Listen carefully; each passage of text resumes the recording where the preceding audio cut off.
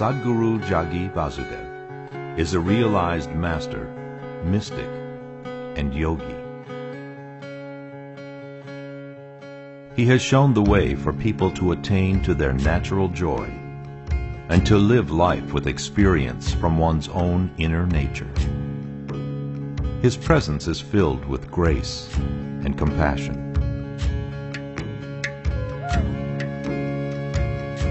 Sadhguru's scientific approach towards spirituality and work towards the upliftment of humanity have received accolades worldwide. The words that come from him in intensity and utmost clarity, from his deep understanding and wisdom, can change the very core of the being. Belonging to no particular tradition, Sadhguru incorporates what is most valid for the modern person from the spiritual sciences. His work, an outpouring of his blissfulness, finds expression in the form of a ceaseless offering to help all beings. Available to all who are willing, Sadhguru's life is an invitation to the divine through individual transformation.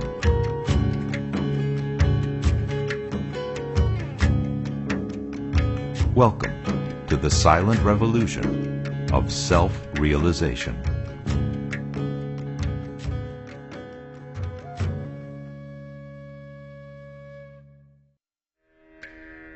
In April 2009, Sadhguru conducted, in the lap of the Master, a special 3-day satsang at Isha Yoga Center. Music by Sounds of Isha set their very own tone, while an array of cultural programs added color and flavor. Insightful discourses by Sadhguru prepared the soil. Question and answer sessions allowed the participants to delve deeper into their spiritual quest. Powerful meditation processes made the spiritual seed sprout into an experiential reality. This video shares precious moments spent in the presence of a self-realized yogi and mystic. Enjoy a spiritual exploration that leads us from the profane to the most profound. Human memory is a fabulous thing. It's because of this ability to remember. We have science, we have technology, we have a civilization, we have information technology. It's all about memory, isn't it?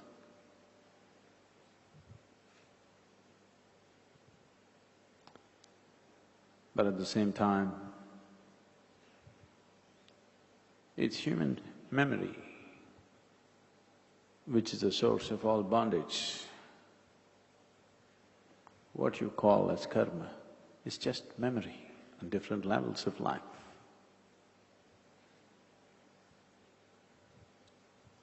Memory is like a doorway. A doorway can open, but also it can close.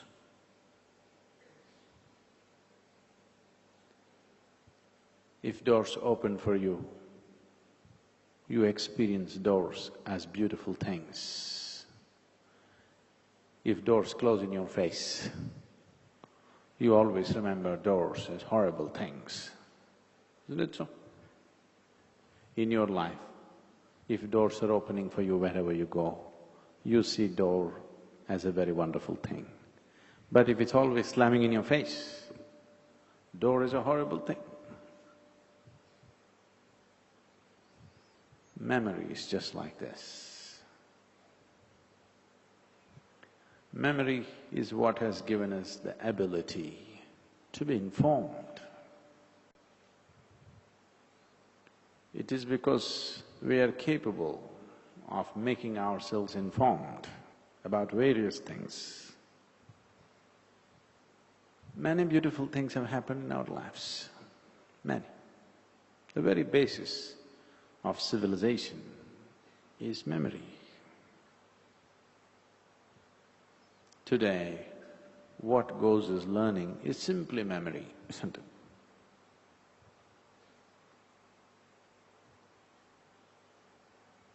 When you were in school or college or whatever, education, please take the memory stick off the cell phone.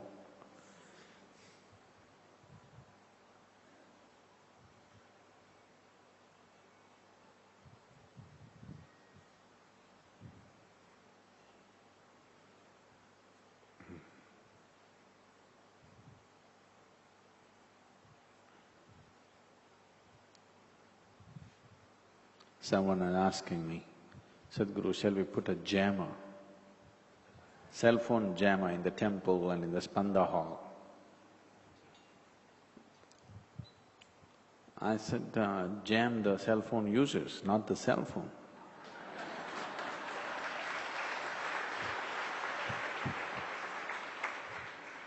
Because technology is not the problem. Irresponsible usage is the problem, isn't it?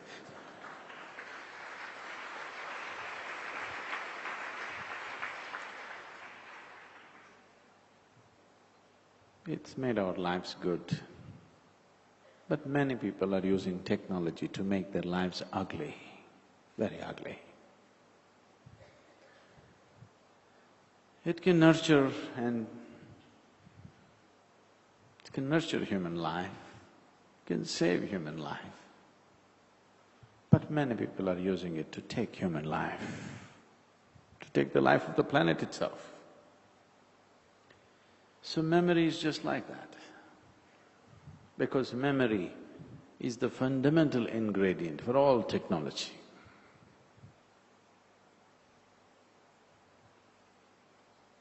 Memory transmitted from generation to generation. That is how. If your father knew how to do one stitch, you learned how to make the second stitch, and your children learned the third stitch. This is how things have happened. But if you did not remember the first stitch, reinventing the wheel all the time, nothing would have happened, isn't it? Just intelligence would not have led to civilization. Memory is important. At the same time, memory also makes your life repetitive, not receptive, simply repetitive. When you carry a certain volume of memory within you, life becomes repetitive, automatic. All sense of being human, all the possibilities of being spontaneous, all the possibility of exploring new terrain in one's life gets obliterated because of memory. As I said, it's like a doorway. It all depends whether it's opening for you or closing for you.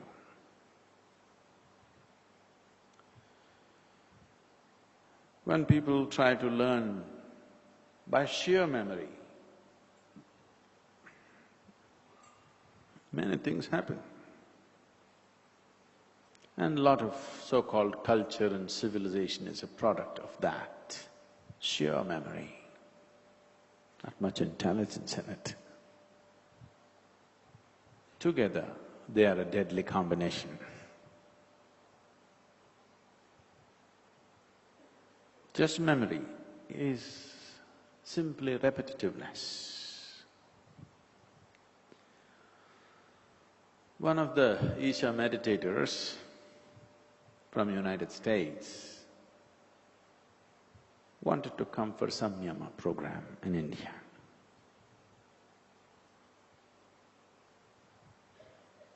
They would like to have their own samyama program, but we're still denying it to them for a variety of reasons. So, they have to come to India. Last 4 years, he's been planning and planning, But he has a cat that he loves.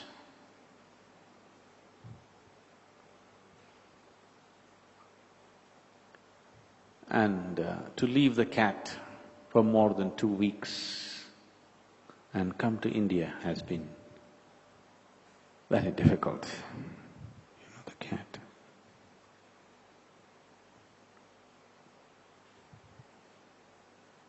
He divorced his wife about 6 years ago.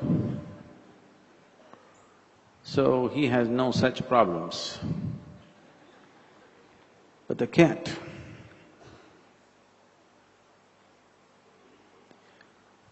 and slowly these 4 years, people coming here and going back and saying either fabulous or horrible stories about samyama. See, both of them stimulate you. Some people come from samyama and say fabulous stories about it. Some people come out of samyama and say horrible stories about it, because it's the way you make it for yourself.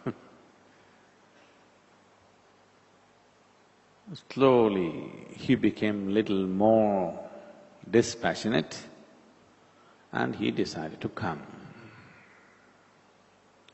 So he handed his cat over to his brother.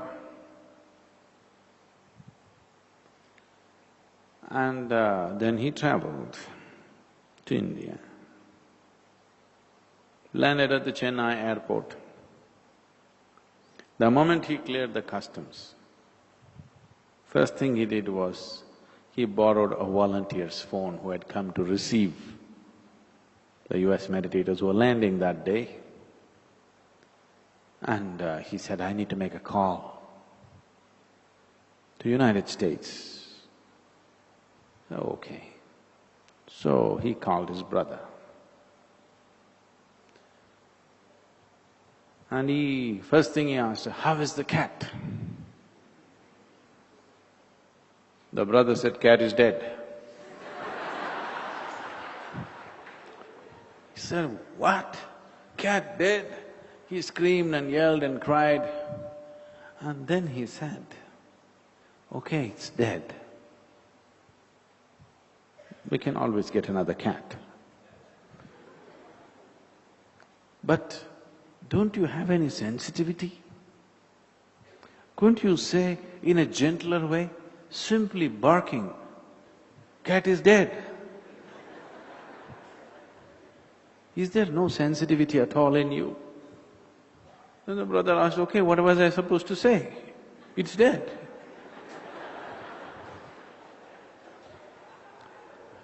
I can understand it's dead, but couldn't you say something? Couldn't you say, the cat went up to the rooftop,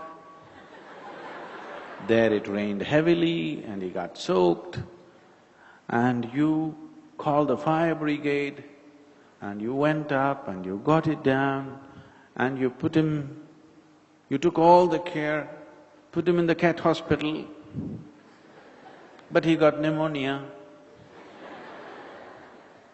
and he passed on, but peacefully. Something. There is no sign of civilization in you. What is this? Cat is dead. Then he said, okay, next time I'll try.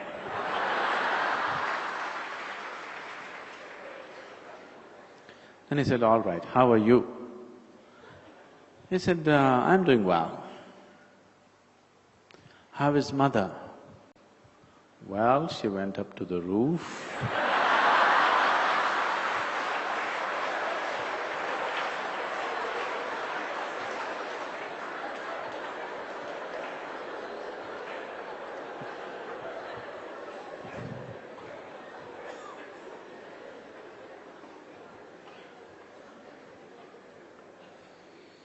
A lot of civilization has become like this.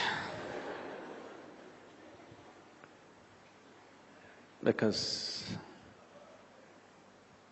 information that travels from generation to generation gets stored in different ways and so much distortion. And now you can't look at anything straight the way it is. Minds get so deeply conditioned that you can't look at anything straight anymore.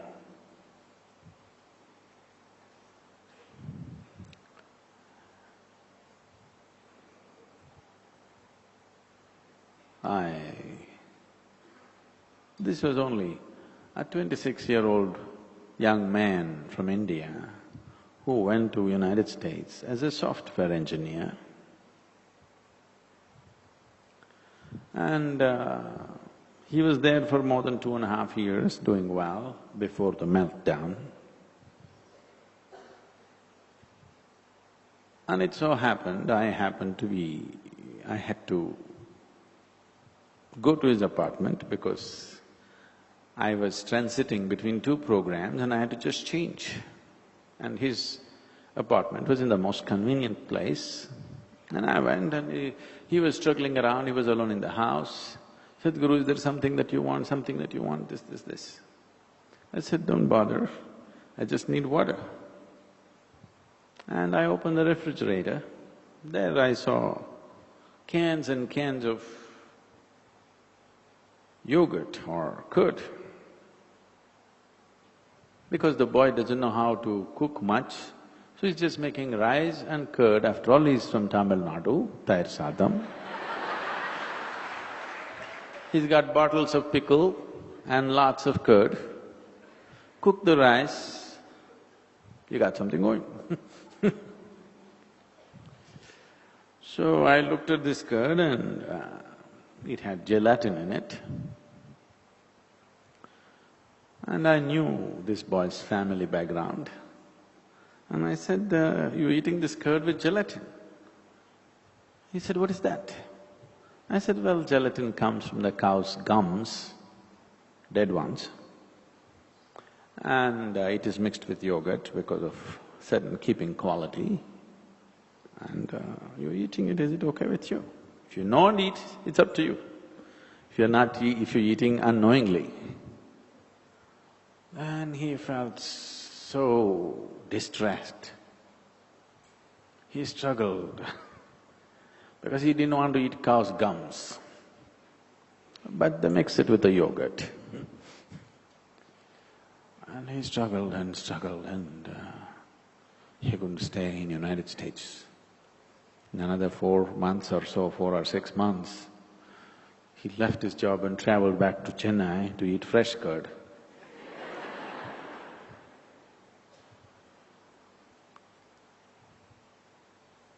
Just the way culture shapes you. Culture is just memory. Memory, the negative terminology for memory is brainwashing or conditioning, or it's a kind of internal hypnosis. Now, the whole revulsion that is happening in his body and his mind is genuine. Cow is not biting from inside, but his revulsion is genuine, he's really struggling. Every other American is not eating just the gums of the cow, the whole cow, and they got no problem.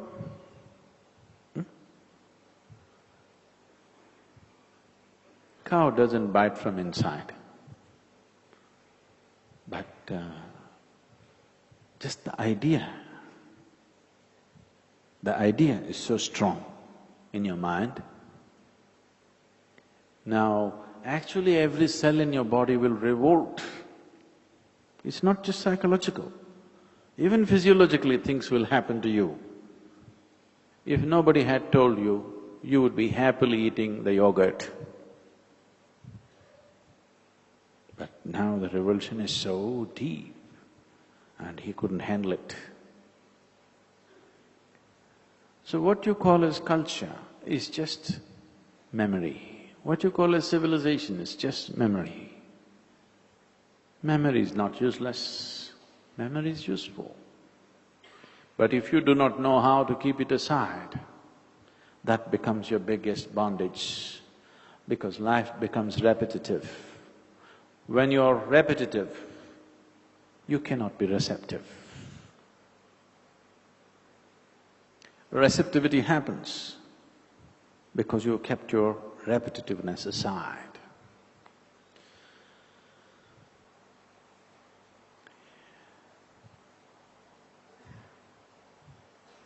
If you can become primal, not primitive, primal,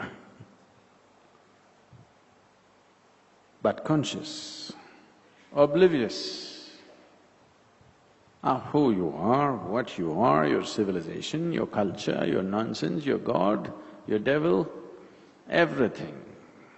If you can be oblivious of everything that you think you are, after all, it's just a thought.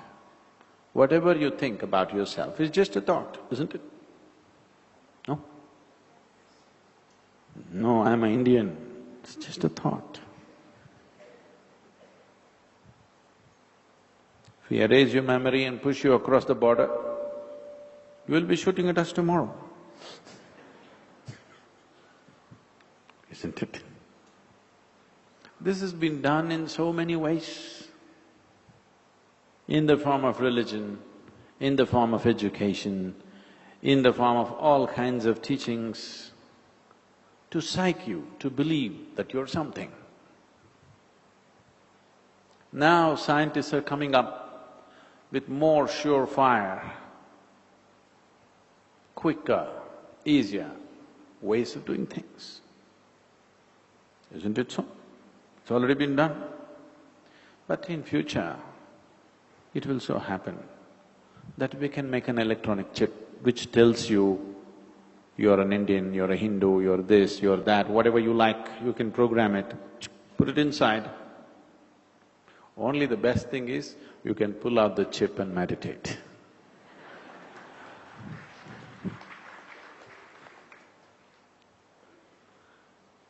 That'll be the only great thing about technology. So everything that you should be, a chip is put inside and you'll behave like a perfect Indian. Because your whole culture is programmed in a small chip. Nobody, your parents don't have to strive with half-baked knowledge how to make you a proper Hindu or a proper Christian or a proper Muslim. Just buy the Hindu chip.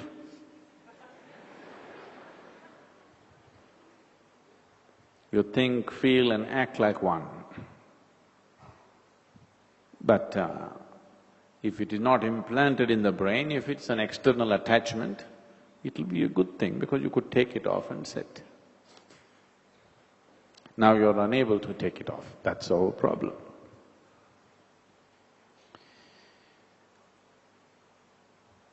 There are various stories to indicate the nature of what this is. There are so many stories as to how people always thought Shiva was so uncouth, uncivilized, uncultured, without any lineage, does not belong to any caste or creed. People thought he is no good because he doesn't have a lineage. If you ask him, who is your father, he doesn't know.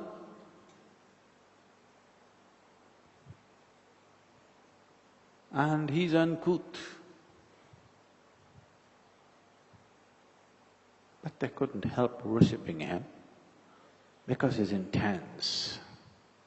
But nothing civilized about him, nothing at all. His friends were worse. He kept such friendship with all kinds of demons and goblins and distorted beings that people saw him as a very uncivilized, uncouth, uncultured man.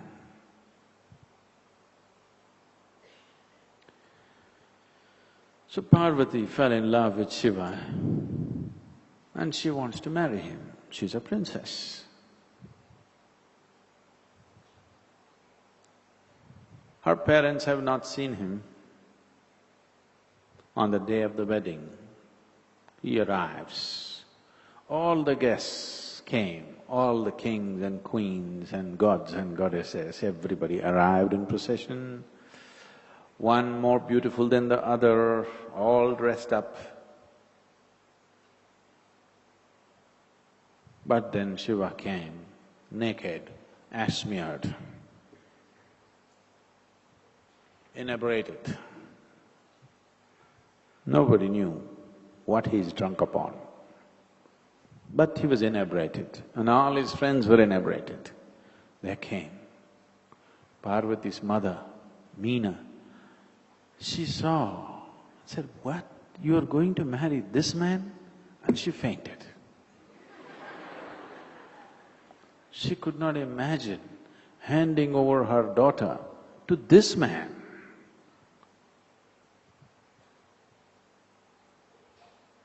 And later on, the wedding ceremony, they sat down. And at the time of like in India, when the wedding happens, people talk about the lineage of the family. The girl comes from a great lineage, her father is a king, so many wonderful things were said. Then they asked, what about the groom's lineage? What is his gotram? What is his nakshatram? And under what star was he born?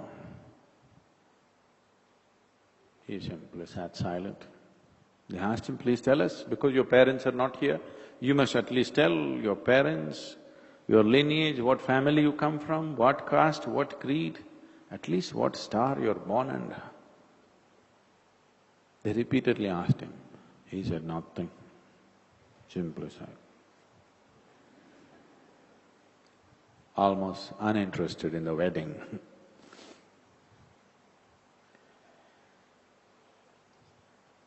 Then Narada came in to save the situation. Why I'm telling you this is,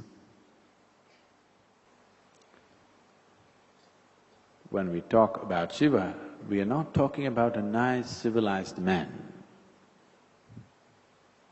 He's as beautiful as life can be.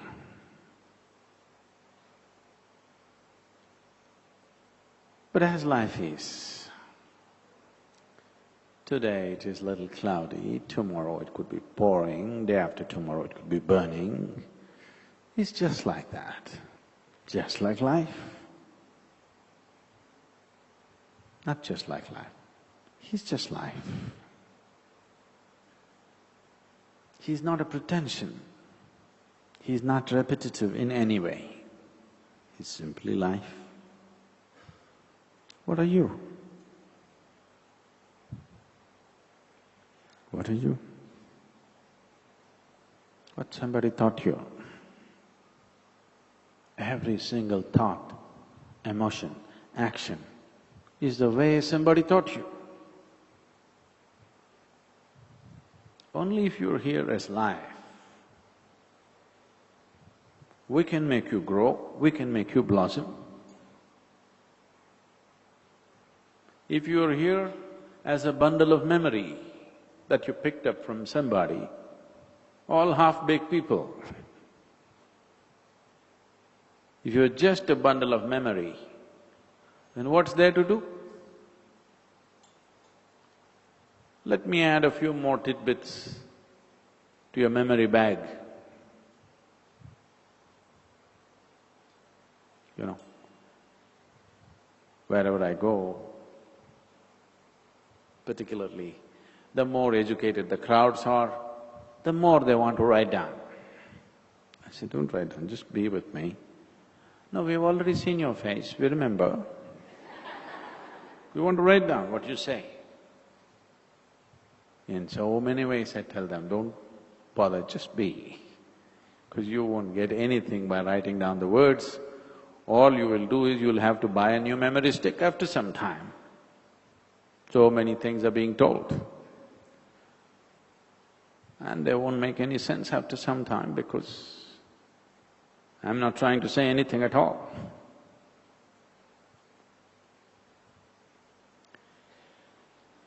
So the process of what you call as spiritual is not a psychological process.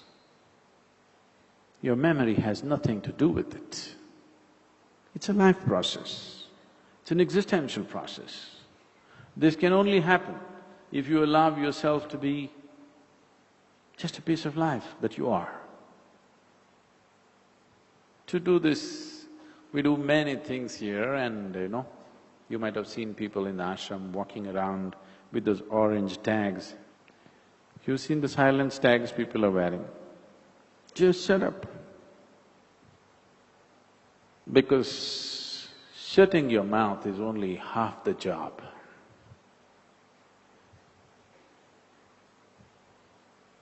To become silent is possible only when you do not think much of yourself. If you think something about yourself, if you think, I'm smart, how can you shut up? You tell me. If you think, I'm smart, how can you shut up? If you realize that you're actually stupid, you don't know anything in this existence, then, isn't it? Then you can simply look at life with great sense of wonder, without a thought appearing in your mind. If you think you are smart about everything, you got explanations and calculations and nonsense going on in your head. If you see one thing, 1,000 thoughts will go off, isn't it?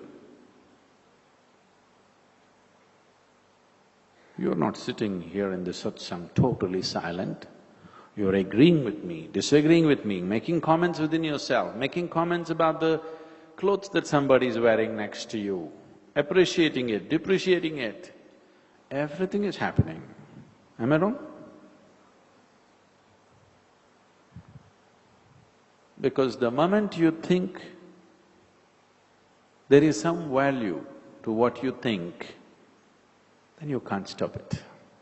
No way to stop it. It'll just go on and on and on.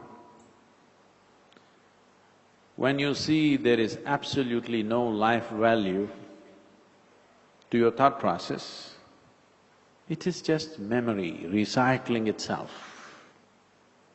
It is just the same old nonsense recycling itself.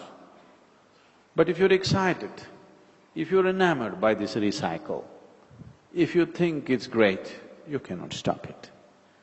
If you see the patterns of what it is, if you see the stupidity of what it is, then slowly you will distance yourself and it'll collapse. Because without attention, it cannot go on. Namaste, Sadhguru. A month back, my mother passed away, 15th of March, and the rituals I was involved with. I come from Andhra Pradesh, and in our community, Brahmins, it is so long, sometimes they're very painful. I don't know what is the meaning of it, and if one doesn't do, it's not considered nice. I have done all those things, but I was not very convinced with what I have done.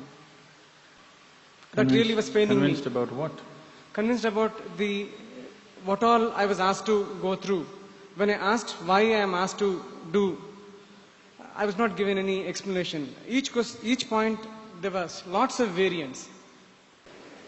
Whoever conducted all this, did you pay them or did you run away here? What all they demanded, I paid them, then the job is done. Yeah. No problem. I had done that. There are different types of professions. Everybody has to live in this world. True.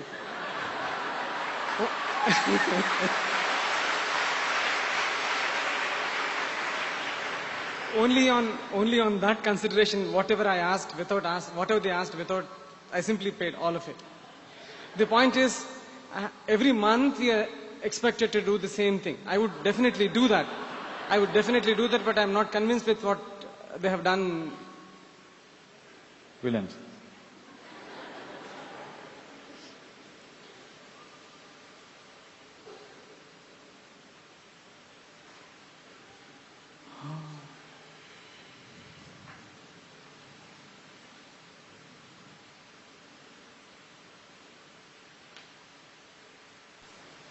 Mother died, that's bad enough.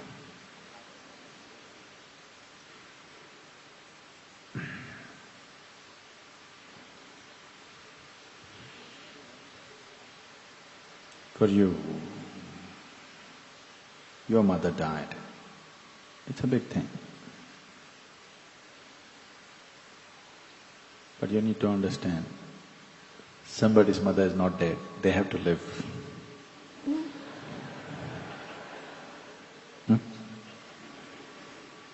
Their mother, their wife, their children, they all have to live.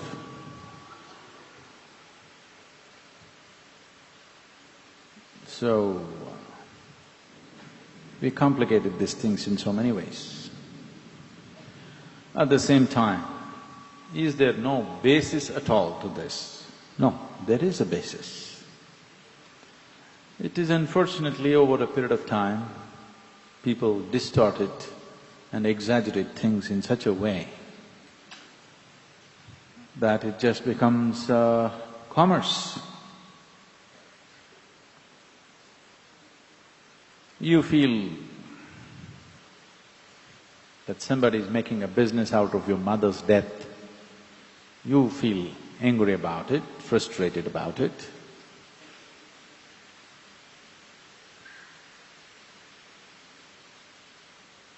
But this is a perpetual business, whatever meltdown happens, people will continue to die. Such an opportunity when it's there, how to let it go?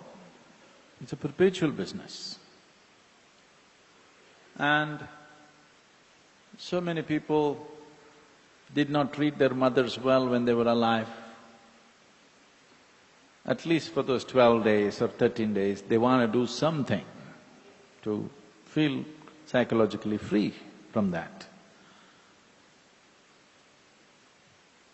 And compared to the fees that the psychiatrists charge these days, this is not much. They're still only asking for cupfuls of rice, cupfuls of grams, cupfuls of nuts and this and that. Maybe they asked you for a cow.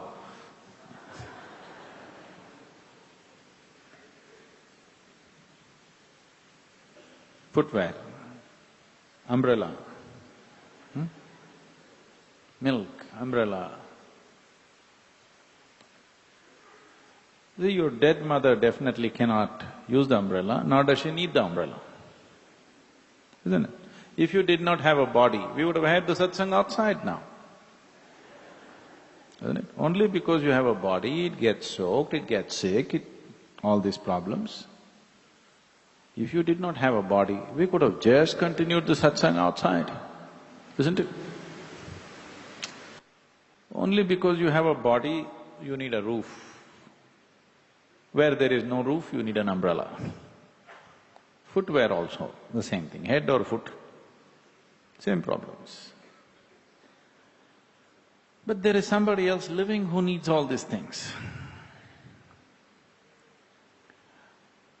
Long time ago, there were some people who could do a genuine job on these things. When a person dies, there are many ways to die. Not everybody dies the same way. Not everybody lives the same way. Not everybody dies the same way. When I say not everybody lives the same way, last 3 days, all of you are getting up at the same time, all of you eating the same food, all of you going through the same things, but still not all of you are living the same way, even in these 3 days. Each individual person is living his own way these 3 days, isn't it so? So what makes you think you'll all die the same way? You will not die the same way. Right now, if a piece of sky falls upon us and all of us get crushed and die, still we don't die the same way. We may die in the same situation, but we don't die the same way. So different people die different ways. And when people die in certain ways, a little bit of assistance would do very good things to them.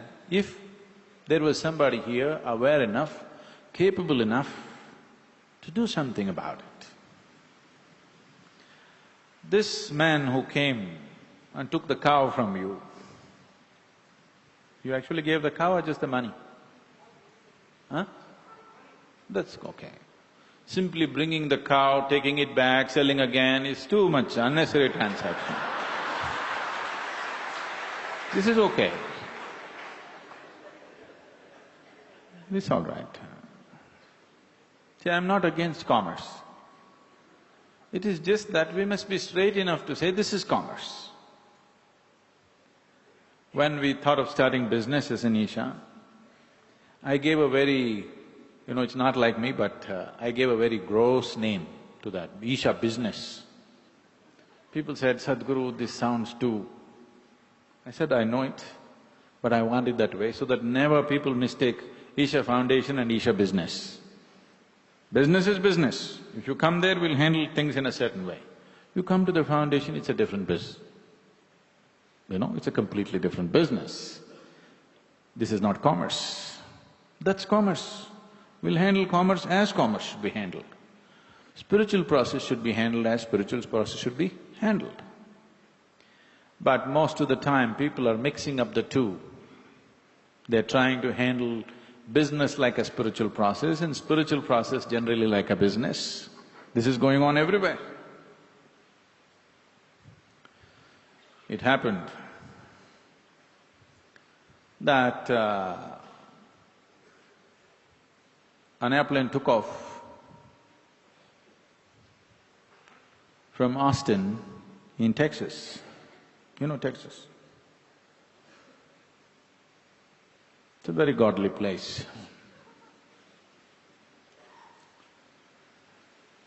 And within a few minutes after it took off, when it was sufficiently away from the airport, suddenly they found the engines were failing and the pilot announced, I really don't know what to do. I don't have enough time even to turn around, I don't have enough altitude to turn around and get back. We just don't know what to do. If somebody knows something religious to do, please do it. He told the passengers. So one man immediately got up, took off his hat and went about collecting money.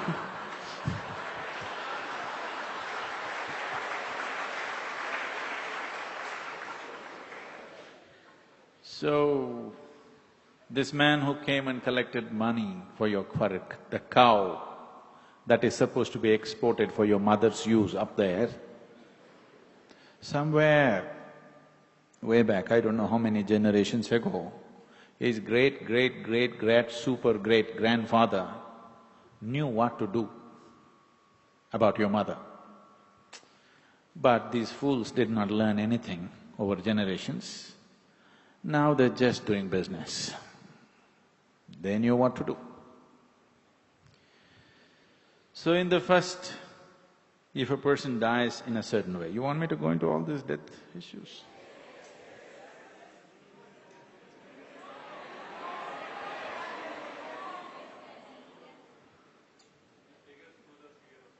Huh? No, they want to know what happened to all their enemies.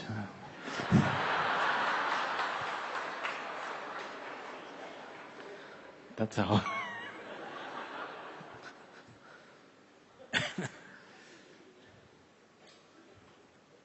Essentially, naturally, if death happens, why death is happening is because these life energies are programmed in a certain way. There are different dimensions of karma. One that you're in touch with right now is referred to as prarabdha.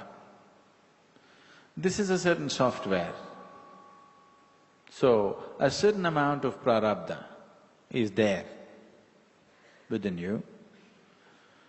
So life process is working it out. If life has to be embodied, it must be in a certain level of intensity, a certain range of intensity, a certain band of like certain frequency, it must be there. If it becomes too intense and goes about, it will leave the body. Then we say, he attained samadhi, because life energies became too intense that the physical body cannot contain it anymore. Or if it becomes feeble beneath a certain point, then it'll slip out. This is called dying naturally out of old age. People just lie down, close their eyes and people died of old age. Nothing broke. Nothing broke. His liver didn't go wrong, his kidneys didn't go wrong, his heart didn't go wrong. Simply life became feeble and slipped out. That means he lived his full term. Whatever this particular life was programmed for, it saw its full course, so it leaves. But very few rare human beings leave because of excessive intensity. A few, a certain number leave because of old age. Most of the others die because something broke. Either you crashed your car, or you smoked yourself to death, or you drank yourself to death, or something else broke, you worked yourself to death, whatever. In some way, you made the physical body inhospitable for life. Something went wrong in this mechanism, now it cannot host a life, so life leaves. But still it is in a certain level of intensity that it could have continued to embody for a much longer period. When life leaves like this, then it cannot find another body immediately, it has to hang. Let's say, no, I don't want to take you or your mother as example, let us say somebody had, by normal course, he would have died after 10 years. But today, because of excessive work or stress or whatever, his heart broke and he died today. 10 more years were there for him approximately. This all depends how he lives. This 10 years, if he lives in a certain way, it could be worked out in 2 years, or it could be worked out in 20 years, it depends on various things. But let us assume there were 10 years approximate life. But he left the body.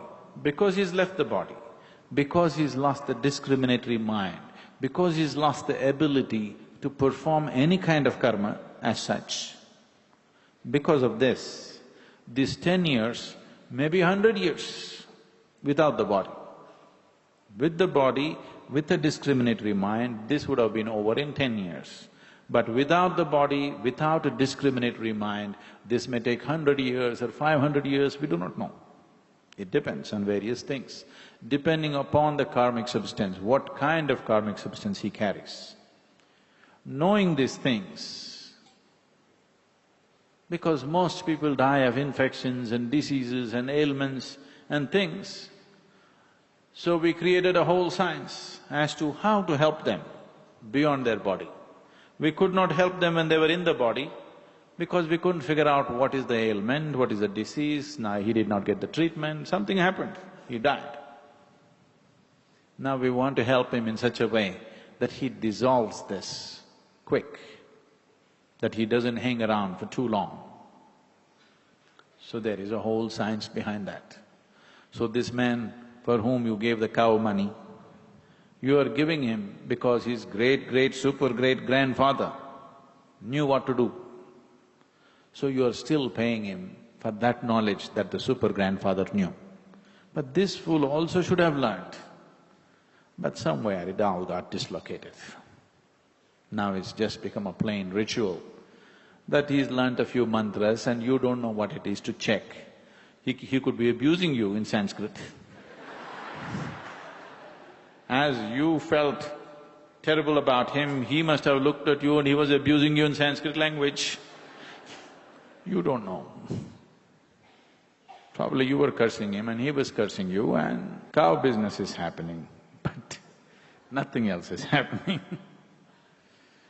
So, these things have unfortunately happened because modern societies are becoming more and more superficial by the day, more and more superficial by the day, for which we'll pay a price, here and hereafter.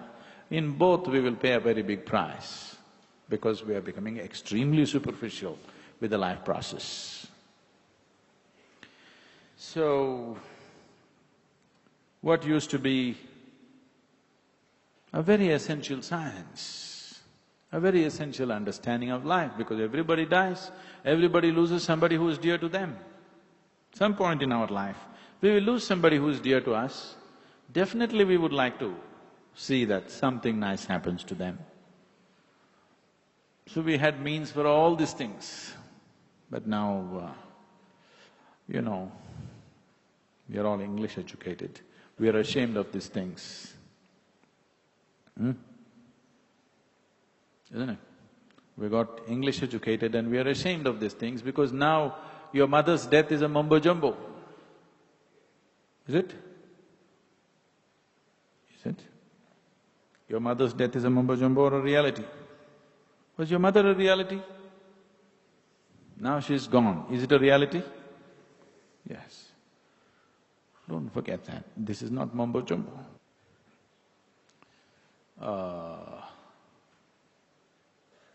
There are things, the various aspects to life.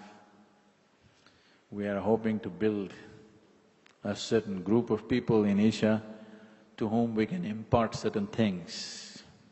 So we are raising some children, hoping that they will grow in the right tradition, that we can teach them some simple things about life, which are very vital, which are very, very vital. Maybe they won't become engineers and doctors.